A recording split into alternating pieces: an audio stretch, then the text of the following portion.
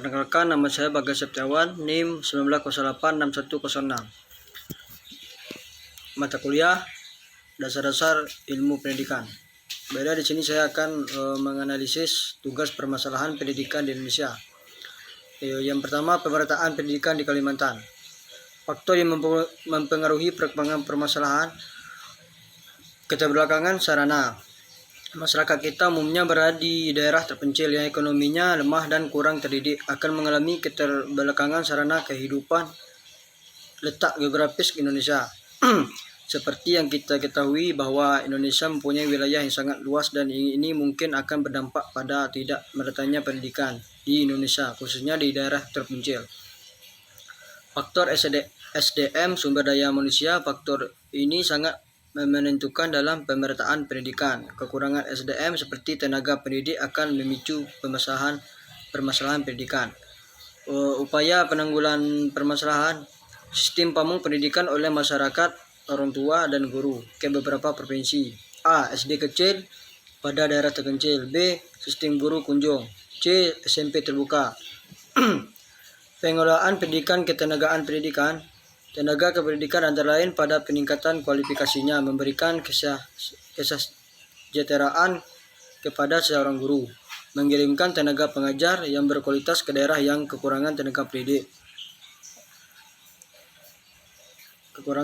serta peningkatan SDM tenaga pendidik yang sudah ada. Perbaikan fasilitas. Kekurangan atau kerusakan fasilitas pendidikan jelas akan mempengaruhi kualitas pendidikan karena secara psikologis seorang anak harus belajar pada lingkungan yang kondusif dan didukung oleh sarana yang lengkap. 2. Kekurangan tenaga pendidik atau guru di daerah kota Sulawesi Selatan. Kondisi dunia pendidikan di Provinsi Sulawesi Selatan belum masuk pada fase yang benar-benar bisa dianggap ideal. Bukan hanya soal infrastruktur atau fasilitas yang sebagai sekolah belum memiliki secara penuh. Namun masalah juga terjadi pada hal yang cukup prinsip. Ketersediaan tenaga pengajar, kekurangan guru masih menjadi momok yang menghambat majunya dunia pendidikan di Provinsi Sulawesi Selatan. Contohnya di Kabupaten Merangin. Daerah ini masih kekurangan lebih 1.000 guru yang berkompeten, yakni guru dengan status pegawai negeri sipil. Bukan berarti guru non-PNS tidak berkompeten, sebagai pasti ada sesuai dengan kebutuhan sebenarnya. Namun setidaknya jika guru itu seorang PNS, maka ada parameter untuk melihat kemampuan yang bersangkutan dalam mengajar karena melalui tahapan pendidikan yang berjenjang saat setelah menerima menjadi PNS. Upaya penanggulangan permasalahan ini guna menutupi kekurangan guru. Pemerintah daerah kota Sulawesi Selatan bisa membuka lowongan kerja baru untuk guru profesional yang bisa diambil dari guru yang sudah pensiun, anggota TNI dan Polri yang sudah pensiun, terutama yang pernah bertugas sebagai Babinsa dan Babin Kamtibmas untuk mengajar olahraga dan pendidikan karakter guru-guru, bimbel, anggota masyarakat yang berpendidikan dan peduli dengan pendidikan.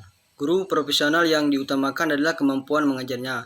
Mereka tidak diberatkan dengan kewajiban membuat RPP dan administrasi pendidikan lainnya. Seorang guru profesional bisa mengajar di beberapa sekolah yang posisinya bisa dalam satu gugus atau bisa di luar gugus sesuai bidang keahliannya. Yang ketiga, minim bahan pembelajaran di daerah Nusa Tenggara Timur. Tidak dapat dipungkiri masalah pendidikan di daerah NTT juga terbentur pada keterbatasan bahan ajar. Kurangnya keterbatasan bahan ajar menurut saya hal yang wajar, karena memang ada kesadaran akan literasi di Indonesia, termasuk di urutan akhir. Dari sudut perspektif lain, menurut saya bisa jadi bukan karena masalah minimnya bahan pengajar, tetapi masalah kurangnya kesadaran untuk membuat inisiatif mencari modul pembelajaran. Jika memang tidak ada bahan pembelajaran tidak tersedia bagi seorang pendidik, bisa saja belajar dari buku luar. Kemudian dari pesan buku tersebut ditransformasikan ke peserta didik, atau bisa membuat atau menciptakan bahan pembelajaran jika memang tidak ada dengan cara-cara seperti ini. Lebih lebih solutif daripada menyalahkan ataupun menuding. Setidaknya dengan cara ini menjadi upaya memberikan jalan keluar untuk kebutuhan diri sendiri dan memberikan ruang jalan bagi orang lain. Itulah pemecahan masalahnya. Yang keempat, mahalnya dana pendidikan di daerah Kalimantan Barat. Kronologinya tidak dapat dipungkiri masalahnya pendidikan di Indonesia, khususnya di Kalimantan Barat, yang paling mendasar terletak pada masalah biaya pendidikan. Meskipun sudah digadang-gadang gratis, tetapi saja ada bagian yang membayar. Ironisnya, banyak masyarakat miskin yang hanya membayar tidak seberapa bagi orang yang berjuang tetap menyulitkan. Lagi-lagi di sini memiliki perspektif lain tentang masalah dana pendidikan. Masyarakat umum ditampil kita sudah terstereoliskan dan terdewakan dengan kata lulusan dari mana, lulusan peringkat berapa, dan apapun itu yang menjadikan pendidikan itu adalah raja. Memang lewat pintu pendidikan mampu mengantarkan seorang ke masa depan yang lebih baik. Bahkan cukup bermodal peringkat terbaik dari sekolah terbaik bisa menentukan nasib seorang secara lahir. Memang pendidikan salah satu modal dasar dan segala, tetapi tidak dilihat dari ilmu hakikat atau urgensi atau sejatinya keberhasilan seorang tidak selalu dilentukan dari tingkat pendidikan. Upaya penanggulan masalahnya yaitu perencanaan finansial menjadi solusi mahalnya biaya pendidikan. Yang pertama, tabungan untuk biaya pendidikan. Kedua, ubah gaya hidup. Ketiga, persiapkan lewat investasi. Dan keempat, kumpulkan informasi tentang dana pendidikan. Yang kelima, rendahnya mutu pendidikan di daerah Papua. Salah satu masalah pendidikan di Indonesia juga terletak pada mutu pendidikan yang rendah, termasuk di daerah Papua. Masih menyambung pembahasan di atas, salah satu penyebab rendahnya mutu pendidikan bisa saja disebut oleh perspektif masyarakat secara umum, di mana menuntut ilmu bukan sebagai kewajiban atau kesadaran diri yang merupakan bentuk kewajiban terhadap diri sendiri. Dari konsep saya menyebutkan belajar sebagai kewajiban setiap masing-masing individu sebagai bekal hidup dan bekal untuk bertahan hidup dari rasa lapar. Sayangnya belajar sebagai kewajiban kita bergeser mencari pangkat, gengsi, dan mendapatkan gelar. Disinilah awal mula mutu pendidikan rendah. Penanggulan masalahnya yaitu untuk mengatasi rendahnya mutu pendidikan. Secara garis besar ada dua solusi yang dapat diberikan, yaitu pertama, solusi sistematik, yakni solusi dengan mengubah sistem sosial berkaitan dengan sistem pendidikan. Seperti diketahui, sistem pendidikan sangat berkaitan dengan sistem ekonomi yang diterapkan.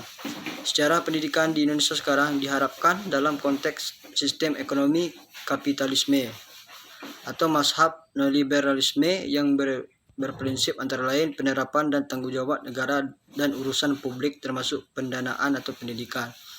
Maka solusi untuk masalah-masalah yang ada, khususnya yang menyangkut pembiayaan seperti sarana fisik, rendahnya kesejahteraan guru, dan mahalnya biaya pendidikan, berarti menuntut juga perubahan sistem ekonomi yang ada. Akan sangat kurang efektif kita menerapkan sistem pendidikan Islam dalam atmosfer sistem ekonomi kapitalis yang kejam. Yang kedua, solusi teknis, yakni solusi yang menyangkut hal-hal yang teknis yang berhubungan langsung dengan pendidikan. Solusi ini misalnya untuk menyelesaikan masalah kualitas guru dan prestasi siswa. Maka solusi untuk masalah-masalah teknis kembali ke upaya-upaya praktis untuk meningkatkan kualitas sistem pendidikan. Rendahnya kualitas guru, misalnya di samping diberi solusi peningkatan kesejahteraan, juga solusi dengan membiayai guru, melajukan pendidikan yang lebih tinggi, dan memberikan berbagai untuk meningkatkan kualitas guru.